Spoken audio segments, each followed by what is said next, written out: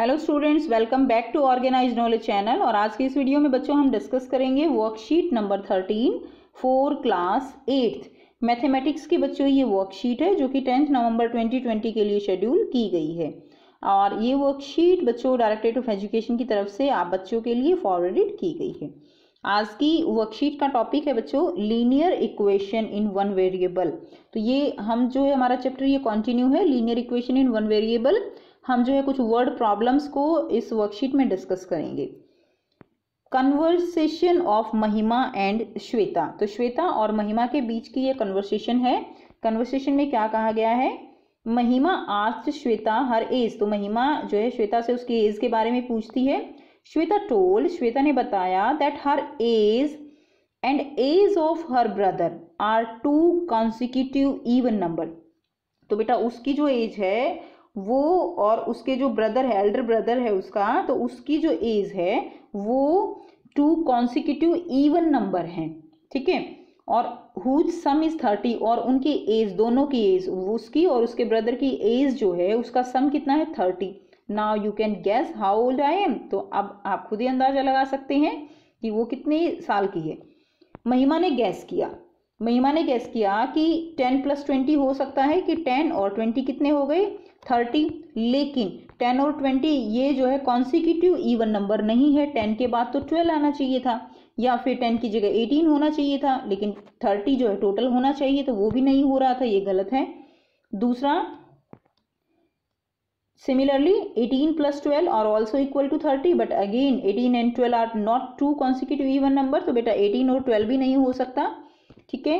अब उसने क्या किया कि जो उसकी टीचर ने उसको मेथड सिखाया था उसके हेल्प से उसने ये एज को कैलकुलेट किया। तो उसने कैलकुलेशन कैसे की?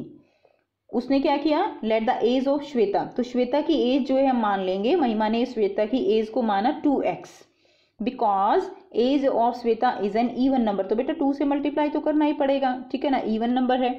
नेक्स्ट देखिए, let the age of his brother. Brother की एज कॉन्सिक्यूटिव नेक्स्ट है तो +2 कर देंगे, ठीक है, इवन नंबर है ना, तो +2 करेंगे। जैसे मान लीजिए 16 आई तो उसमें 2 ऐड करेंगे तभी 18 आएगा, इसलिए हम ये ब्रदर की एज हो गई। अब अकॉर्डिंग टू क्वेश्चन क्या है कि 2x और 2x + 2, 2x तो हो गई श्वेता की, 2x + 2 हो गई ब्रदर की, उनका टोटल किसके इक्वल है? 30 के। तो यहाँ से हमारी इक्वेशन बन गई, x का जो है वैल्यू निकाल लेंगे। तो देखिए 4x + 2 = 30, 4x = 30 - 2, ये 2 जो है माइनस हो जाएगा, तो x की वैल्यू आ गई 28/4 यानी 7। ओके, तो x की वैल्यू कितनी आ गई? 7। यानी श्वेता की एज कितनी है बेटा? 2x। x क्या है? 7, तो 2 × 7 कितनी आ गई? 14 ईयर्स। और ब्रदर की निकाल सकते हैं, तो 14 + 2 हमने ब्रदर की थी, तो कितनी आ गई? 16। और दोनों का टोटल क्या है? 14 + 16 दैट इज इक्वल टू 30। तो हमारा आंसर बिल्कुल ठीक है। नेक्स्ट क्वेश्चन देखते हैं। Example 1, Parveen has ₹180 in his piggy bank. तो परवीन का जो पिगी बैंक है उसमें कितने पैसे हैं? उसमें 180 रुपीज हैं। He told to Daksh that his piggy bank has only the coin of 2 and 5 rupees. उसका जो पिगी बैग है बेटा, पिगी बैंक है, उसमें केवल 2 रुपीज और 5 रुपीज जो है उसके कॉइन्स हैं। And the number of coin of 2 rupees, यानी जो 2 रुपीज के कॉइन हैं, they are the double of the number of coin of 5 rupees, यानी जो 5 रुपीज के कॉइन है उससे डबल जो हैं वो उसके 2 रुपीज के कॉइन हैं। Find the number of coin of 2 and 5 rupees in the piggy bank. तो पिगी बैंक में कितने 2 रुपीज हैं, कितने 5 रुपीज हैं, वो नंबर कॉइन्स का निकालना है। देखिए अब सॉल्यूशन दिया गया है, तो हमें क्या करना पड़ेगा? हमें जो है मान लेते हैं कि 5 रुपीज के पिगी बैंक में जो नंबर ऑफ कॉइन्स हैं वो s हैं, ठीक है। अब कॉइन 2 रुपीज के कितने हैं? वो 5 के डबल हैं, तो कितने हो जाएंगे? ऑब्वियसली 2s हो गए अकॉर्डिंग टू क्वेश्चन। अब देखिए बेटा 5 रुपीज के बेटा देखिए जितने भी कॉइन्स हैं, मान लीजिए 10 कॉइन्स हैं, मैं एक एग्जांपल से आपको समझा रही हूँ। मान लीजिए 10 कॉइन्स हैं। अब 10 कॉइन्स है और अगर आप उसको 5 से मल्टीप्लाई कर देते हो तो कितने रुपीज हो गए? ऑब्वियसली 50 रुपीज हो गए ना। यहाँ पर हम वही करने वाले हैं कि हमारे पास एस नंबर किसका है? 5 रुपीज का। तो हमने इसको s को 5 से मल्टीप्लाई कर दिया तो हमें यहाँ पर कितना निकल गया, 5s हमारे मनी निकल गई, कितनी मनी है। इसी तरह 2 इंटू 2s हमने कर दिया, 2s तो 2 रुपीज़ कॉइन है, ये नंबर है, उस नंबर को हमने 2 से मल्टीप्लाई कर दिया तो ये रुपीज़ निकल आएंगे। 5s और 2 इंटू 2s ये मिला के कितने पैसे होते हैं, वो होते हैं 180 रुपीज़। ओके, जो गिवन है क्वेश्चन में। तो यहाँ से बेटा हमारी बन गई स्टेटमेंट। अब इसको हम कर सकते हैं सॉल्व। तो देखिए अब यहाँ से आ गया 5s, 2 टू ज़ 4, तो 5s plus 4s is equal to 180, 9s is equal to 180, s की वैल्यू निकाल ली, s आ गया 20। Number of coin of 5 rupees in the piggy bank, तो नंबर ऑफ कॉइन 5 रुपीज़ में कितने हैं, 20 हो गए। और number of coin of 2 rupees, तो 2 से मल्टीप्लाई कर दिया तो कितने हो गए, 40। अब बेटा यहाँ से आप पैसे भी कैलकुलेट कर सकते हो। 20 5 रुपये के कॉइन्स हैं तो इससे मल्टीप्लाई कर दीजिए, कितने रुपए हो गए, 100। और 40 जो है वो 2 रुपीज़ के कॉइन्स से कितने हो गए, 80। तो टोटल कितने रुपए हो गए बेटा, 180 ही तो है हमारे पास, टोटल 180 रुपीज़ हैं। नेक्स्ट देखिए, लेट्स सॉल्व दिस क्वेश्चन। अब आपको ये अनसॉल्व स्टेटमेंट दी गई है, ठीक, कुछ ये सॉल्व की गई है तो आपको ये करनी है। Veena took an objective type questions in which there are 50 questions. Veena ने एक ऑब्जेक्टिव टाइप एग्जाम दिया बेटे, उसमें कितने टोटल क्वेश्चन है, टोटल क्वेश्चन है 50। इफ स्टूडेंट आंसर करेक्टली, अगर स्टूडेंट जो है करेक्ट आंसर करता है तो हर एक क्वेश्चन के 4 मार्क्स मिलेंगे। अगर वो गलत आंसर करता है then 1 mark will be deducted, तो 1 नंबर जो है उसका काट दिया जाएगा। If Veena answer all the question, Veena ने 50 के 50 आंसर करे एंड हैड अचीव्ड 80 मार्क्स, और मार्क्स कितने मिले उसको, मार्क्स मिले 80। Find the number of question which has correct answer and incorrect answer given by Veena. तो आपको नंबर ऑफ क्वेश्चंस बताने हैं कि कितनों का उसने ठीक आंसर किया और कितने उसने गलत किए। तो आइए बेटा इसका जो है करते हैं, इसका आंसर समझते हैं इसको और स्टेटमेंट बनाते हैं। स्टेटमेंट बनाएंगे तभी आंसर निकलेगा। तो हम क्या करेंगे, हम करेक्ट आंसर मान लेते हैं। Let the number of correct answer J. अब बेटा जे करेक्ट है, टोटल तो 50 है ना, जे करेक्ट है तो जो गलत किए वो कितने हो गए, 50 माइनस जे, टोटल हमारे पास 50 है ना, तो 50 माइनस जे।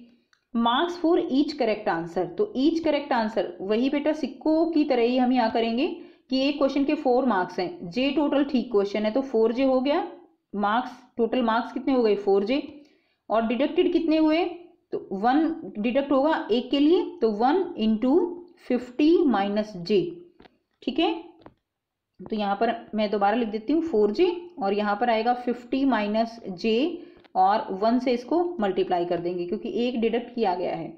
टोटल मार्क्स कितने हैं, टोटल मार्क्स मिले 80, यहाँ पे आप 80 फिल कीजिए। अब अकॉर्डिंग टू क्वेश्चन यहाँ से बेटा स्टेटमेंट बना देंगे, 4J प्लस 1 50 माइनस जे, तो ये किसके इक्वल हो जाएगा, ये टोटल मार्क्स 180 के इक्वल हो जाएंगे। ये ठीक वाले मार्क्स, ये गलत वाले मार्क्स, ये टोटल मार्क्स। तो अब इस स्टेटमेंट को हम करते हैं सॉल्व। सो बेटा ये स्टेटमेंट को आ गया, आप यहाँ से सॉल्व करेंगे, बाकी आप अपने वर्कशीट से ही करेंगे। तो 4J plus 50 minus J is equal to 80। 4J, अब यहाँ पे देखिए 4J में से ये J जो है ये माइनस कर दीजिए, 50 उधर चला जाएगा तो 3J हो गया, 30 हो गया।